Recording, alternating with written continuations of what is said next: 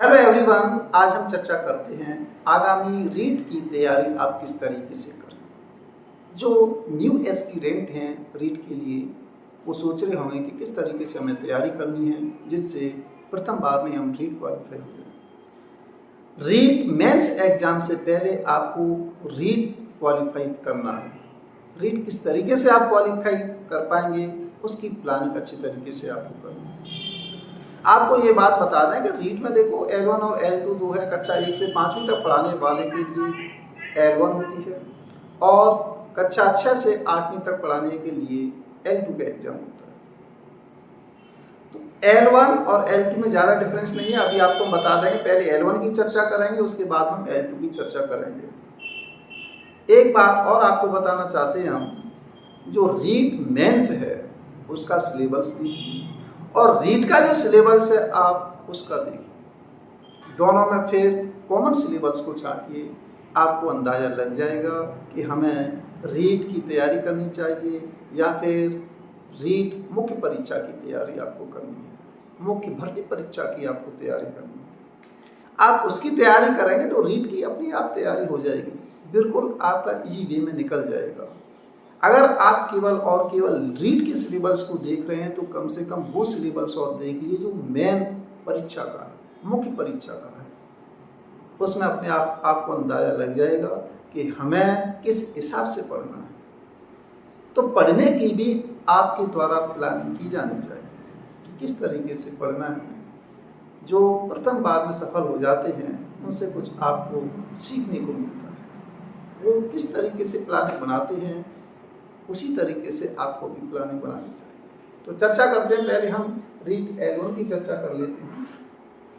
रीट देखो L1 में कक्षा 1 से 5 तक पढ़ाने वाले टीचर बनते हैं। दोनों ही L1 और L2 3rd ग्रेड की श्रेणी में ही आते हैं। समान इनको पेमेंट मिलता है शुरुआती दौर में, कोई फर्क नहीं पड़ेगा इनको। L2 में जो पढ़ाई जाएगी क्लास कक्षा 6 से लेकर के 8वीं तक के आप टीचर उसमें बनते हैं। तो पहले हम L1 की चर्चा करेंगे। L1 में जो आपके पास होना चाहिए DLED क्वालिफाई होनी चाहिए आपको, जिसे पहले BSTC कहा जाता था। और L2 के लिए आपके पास BA B.Ed होना चाहिए। BE प्लस आपकी B.Ed होनी चाहिए, तब आप 6वीं से 8वीं तक के टीचर बने। तो पहले हम L1 की बात कर लेते हैं यहाँ पर और L1।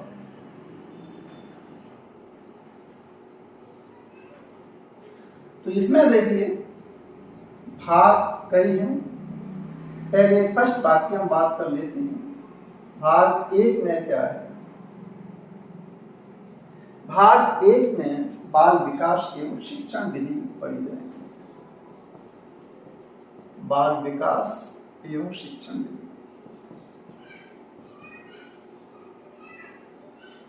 बाल विकास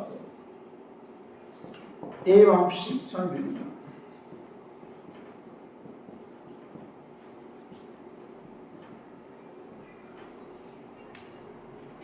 भाग फर्स्ट साइकोलॉजी होती है। साइकोलॉजी से रिलेटेड 30 क्वेश्चन आपको देखने को मिलेगा। अब बाल विकास को किस तरीके से आपको पढ़ना है, तो एक बुक आती है वंदना जादव की थी और एक और बुक थी सुप्रिया गौड़ की। मेरे द्वारा ये 2 बुक लगाई गई थी। उनमें से मैंने पर्टिकुलर सिलेबस को छांटा था कि इसमें से मैट्रिक ये अच्छा है, इसमें से मैट्रिक ये अच्छा है। बहुत अच्छे, देखो एक बुक में से आप पर्टिकुलर एक बुक में से नोट्स बनाने बैठ जाएंगे तो अच्छे नोट्स नहीं कहलाएंगे। अब 2 बुक में से आप मैटर छांट रहे हो, इसमें ये दिया है उसमें वो दिया है, और अच्छे तरीके से जिसमें समझ में आए उस भाषा को आप लिख सकते हैं, सरलतापूर्वक समझ में आए उसे आप चूज कीजिए। कुछ मैटर रह भी जाता है जो आपको वंदना जादव में देखने को नहीं मिलेगा, वो आपको सुप्रिया गौड़ की में देखने को मिल जाएगा। एक बुक और लगा लेना फर्स्ट रैंक वाली, आप उसे भी आप देख सकते हैं। मैंने 3 लगाई थी, वंदना जादव, सुप्रिया गौड़ और फर्स्ट रैंक वाली। उनमें से मैंने फिर नोट्स बनाए थे। जो न्यू एस्पिरेंट हैं आपको अच्छी तरीके से तैयारी करनी है कि आगे 3rd ग्रेड का भी आपको एग्ज़ाम देना है मुख्य परीक्षा वाला, तो उसकी अभी से भी आप तैयारी करना स्टार्ट कर दें। सफल होने के लिए पहले से ही पूरी प्लानिंग आपको बनानी पड़ती है। प्लानिंग बनाओ, अच्छी तरीके से तैयार कीजिए, रणनीति बनाइए, गुड स्ट्रेटेजी आपको बनानी है, तब जाकर के सफलता मिलती है। ऐसे नहीं कि भर्ती निकल जाए स्टार्ट कर दें तैयारी, ऐसे कुछ नहीं होने वाला है। वैकेंसी निकल आती है, कुछ बच्चे उस समय तैयारी करने के लिए बैठते हैं तो जल्दी जल्दी पढ़ते हैं, वैसा ही उनका मैटर कर रह जाता है। मैटर में दमदारी होनी चाहिए, कॉन्सेप्ट क्लियर होने चाहिए। कॉन्सेप्ट आपके तभी क्लियर होंगे तब आप अच्छी तरीके से टाइम देते हुए टॉपिक को आप टाइम देंगे, तभी वो क्लियर होगा। तो यहाँ पर बाल विकास आपको पढ़ना है, शिक्षण विधियाँ, लक्ष्य की बुक ले लेना, उसमें पर्टिकुलर रीड के लिए आती है लक्ष्य की बुक, आप उसमें से शिक्षण विधियों को पढ़ सकते हैं। साइकोलॉजी की बात हम करते हैं तो मैंने आपको जो बुक बताई हैं, सुप्रिया गौड़, वंदना जादव, फर्स्ट रैंक वाली भी आप लगा सकते हैं। ये मैं इसलिए बता रहा हूँ क्योंकि आगे जो 3rd ग्रेड की एग्जाम मेंस होगी उसमें बहुत आपको बेनिफिट मिलेगा। तो इसके बाद भाग 2 आता है। भाग 2 लैंग्वेज से संबंधित है, भाषा वाला है, भाषा फर्स्ट और भाषा सेकंड की होती है। तीसरा भाग होता है इसमें भाषा सेकंड, ये फर्स्ट, ये सेकंड। फर्स्ट भाषा में आप किसी का भी चुनाव कर सकते हैं, इंग्लिश का चुनाव कीजिए या हिंदी का या फिर संस्कृत का चुनाव कीजिए। मैंने हिंदी चुनी तो आप भी हिंदी चुन सकते हैं। सेकंड पे आप लिख सकते हैं, इंग्लिश ले सकते हैं या फिर संस्कृत ले सकते हैं, आपके ऊपर डिपेंड करेगा। इसकी प्रिपरेशन करने के लिए आपको क्या है, लक्ष्य की बुक है, लक्ष्य की बुक में से आप इनकी ग्रामर को अच्छी तरीके से आप देख लेंगे, बिल्कुल आपको इसमें से बहुत बेनिफिट होगा। या फिर जो माध्यमिक शिक्षा बोर्ड की बुक है, आप उसमें से अच्छी तरीके से टॉपिक को क्लियर कर सकते हैं। तो ये इनको तो आप कर सकते हैं। चौथे भाग की बात करते हैं। सबके 30 क्वेश्चन आते हैं, 30 क्वेश्चन इसके आएंगे, 30 प्रश्न, और 30 प्रश्न ही किसके आएंगे, इसके आएंगे, और समान अंक के होते हैं यहाँ पर 30 प्रश्न। 30 प्रश्न आपके भाग 4 है, ये गणित।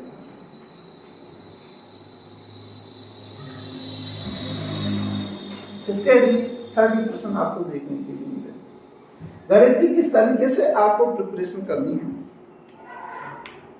गणित के लिए आपको कॉन्सेप्ट क्लियर करने पड़ेंगे। कक्षा 6वीं से आप गणित को उठाइए, 6, 7, 8, 9, 10 सिलेबस के अकॉर्डिंग टॉपिकों को आप छांटिए, एवरी प्रश्न को सॉल्व कीजिए, आपके कॉन्सेप्ट क्लियर हो। एक मुख्य बात आपको मैं बताना चाहता हूं कि अगर कोई प्रश्न आपसे सॉल्व नहीं हो रहा है, किसी कॉन्सेप्ट पर आधारित है, तो आपको वो क्वेश्चन छोड़ना नहीं है, किसी भी प्रकार से उस क्वेश्चन को सॉल्व करना है आप, क्योंकि उसमें कॉन्सेप्ट छिपा है और उसी कॉन्सेप्ट को आप छोड़ रहे हैं। तो एवरी कॉन्सेप्ट को आपको क्लियर करते हुए चलना है, तभी आपके सभी कॉन्सेप्ट क्लियर होंगे। क्वेश्चन कैसा भी बन करके आ जाए, आप उसे हल कर सकते हैं। तो गणित के लिए मैंने आपको माध्यमिक शिक्षा बोर्ड की बुक के बारे में बताया, अच्छी तरीके से आपने कीजिए सिलेबस के अकॉर्डिंग, प्लस आपको SR सैनी की बुक और लगा लेना, उसमें sorry SR Saini, RS Agarwal लगा लेना, सबसे बढ़िया बुक है RS अग्रवाल वाली। RS अग्रवाल में अच्छा मैटर दिया गया, उसके अकॉर्डिंग आप लगा लेंगे। भाग 5 की बात करते हैं। भाग 5 में आता है पर्यावरण अध्ययन। पर्यावरण अध्ययन के भी यहाँ पर आपको 30 प्रश्न देखने को मिलेंगे। टोटल प्रश्न कितने हो जाएंगे, 150 प्रश्न हो जाएंगे यहाँ पर। 1, 2, 3, 4, 5, 6। प्रत्येक प्रश्न 1 नंबर का होता है।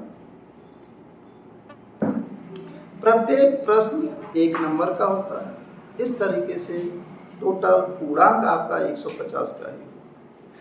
पर्यावरण किस तरीके से आपको पढ़नी है, ये आपके ऊपर डिपेंड है। आप देख लेना कि लक्ष्य की बुक में भी वैसे अच्छा मैटर दिया गया, आप उस वाली बुक में से पर्यावरण वाला मैटर आप देख सकते हैं उसमें से। तो यहाँ पर जो मेन फोकस था आपका, ये जो सिलेबस था, ये तो ये आपका बाल विकास, लैंग्वेज आप कर ही लेंगे, और गणित के 30 प्रश्न आपको किस तरीके सॉल्व करने हैं, ये सब का, क्योंकि इसकी कोई सीमा नहीं है पर्यावरण अध्ययन की। जितना आप इसे बढ़ाना चाहो आप बढ़ा सकते हैं पर्यावरण अध्ययन, लेकिन आप चुनिंदा मैटर बनाइए। इसकी भी एक सीमा है, उस सीमा में रहकर के ही पर्यावरण का अध्ययन आप कीजिए।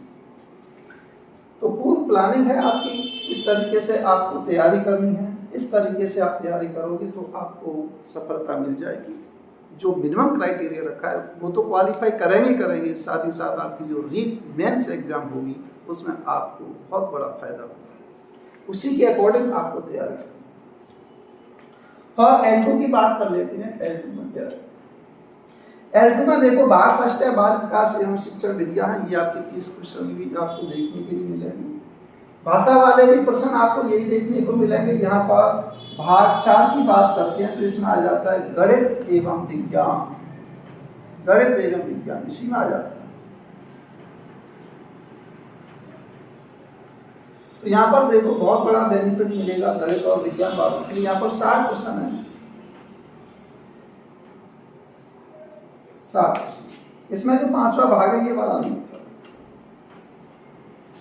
60 क्वेश्चन है टोटल। यहाँ पर आपको ये प्रश्न देखने को लिए मिल जाएंगे 150 प्रश्न यहाँ पर हो जाएंगे।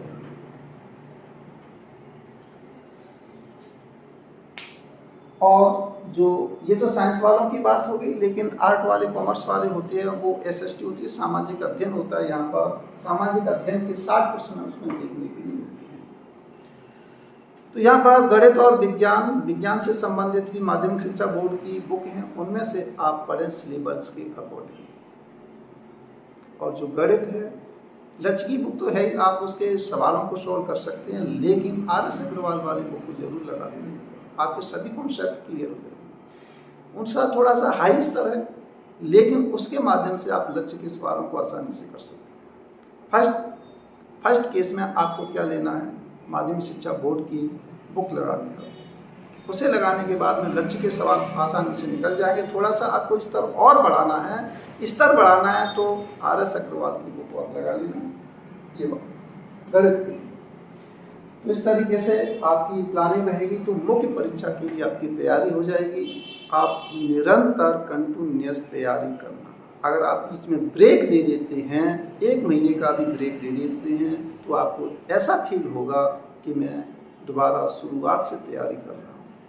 इसलिए आपको ब्रेक तो देना ही नहीं है। 1 महीने का, 2 महीने का बिल्कुल कतई आपको ब्रेक देने की आवश्यकता नहीं। कंपटीशन बढ़ता जा रहा है, आपके साथ भी बहुत सारे अभ्यर्थी तैयारी कर रहे हैं। इसलिए जो रीट है इसके साथ ही साथ आप मुख्य परीक्षा की भी तैयारी कीजिए। मुख्य परीक्षा की भी तैयारी होगी प्लस आपकी रीट निकल जाएगी। तो मिलते हैं नेक्स्ट वीडियो में। Thank you for watching.